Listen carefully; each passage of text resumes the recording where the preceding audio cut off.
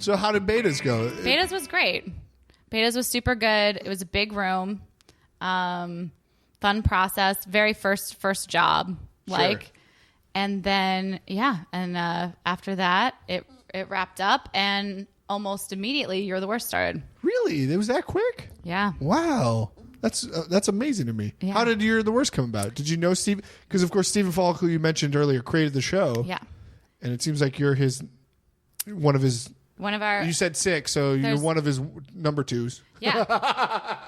Yeah, one of the number 2s. Not the number 2s, more like number 3 or 4. But yeah, he read my pilot and thought it was funny. From the previous meetings or from just randomly? Or? Just from a submission through my agent. So Okay. he submitted my pilot to Steven. So he was like, I'm looking for writers. Give me what you got. Mm-hmm. Okay. Looking for female writers. Steven's great that he wants to make sure that his rooms are equal in gender, 50-50. Well, that's life, so.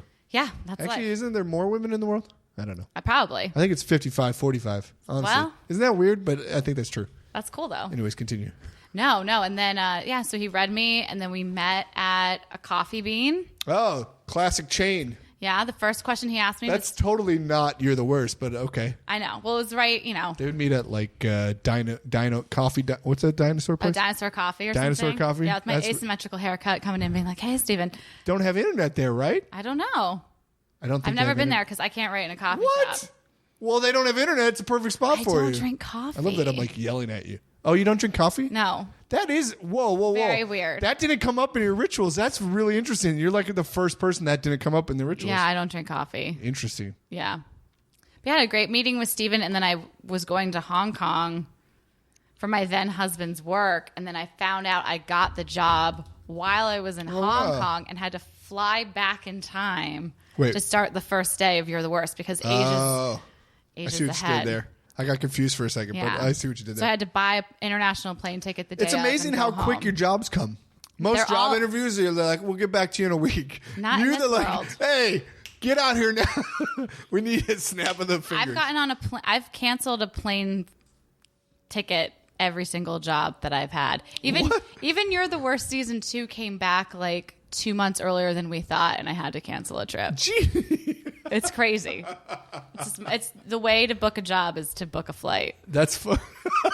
I actually feel the same. That's really funny. I think it's the Murphy's Law of LA because I was leaving town for Montana just a couple weeks ago, and then my agent, even though I booked out my agents, they're like, "Oh, you got an audition." I was like, "Fuck."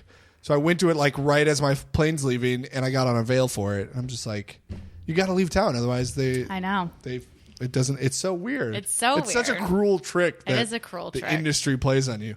Talk about You're the Worst. It's fantastic. Like I said, I love the show. It's my favorite job I've ever had. Yeah. We're all very close. Steven knows exactly what he wants as a showrunner. He has a very clear vision for the show, and we have a lot of fun working on it, but we're not a room that's endlessly doing bits during the day. Yeah. Like, we work hard. That's and great. So therefore, we get to keep like pretty humane hours and have lives that we can then bring back into the room. Yeah.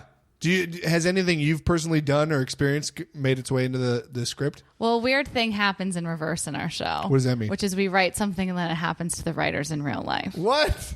So you've watched the show. So you've seen the season 1 finale, right? Yeah, I've seen all of it. So when the character of Paul, played by Alan McLeod, he gives a speech to Lindsay, his wife. Yep. This is like a spoiler.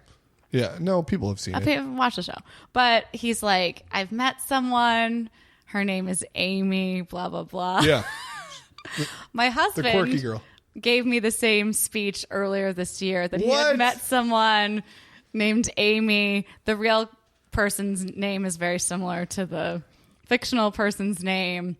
This kind of stuff happens to me all the time. But that happened in reverse? It happened in reverse. No. Lots of the show happened and then he said that to you? He watched the show and then it happened. Oh, that's weird. I mean, it's crazy. Like months later, like over a year later, because it was during season 2. But that's crazy. Yeah, crazy. This happens. Wasn't that at like a wedding or like a party or something? It was at a party. Yeah, it was at. Did your ex-husband do that at a No, it was in our living room. Oh. But like crazy stuff involving us in the show happens all the time. There's some do you season steal 3 yogurt? stuff happening. Do you steal sample yogurts from no places? But when Eva's the other female writer on the show, and we spend most of our time together, just outside of work. Sure. And we always have fights.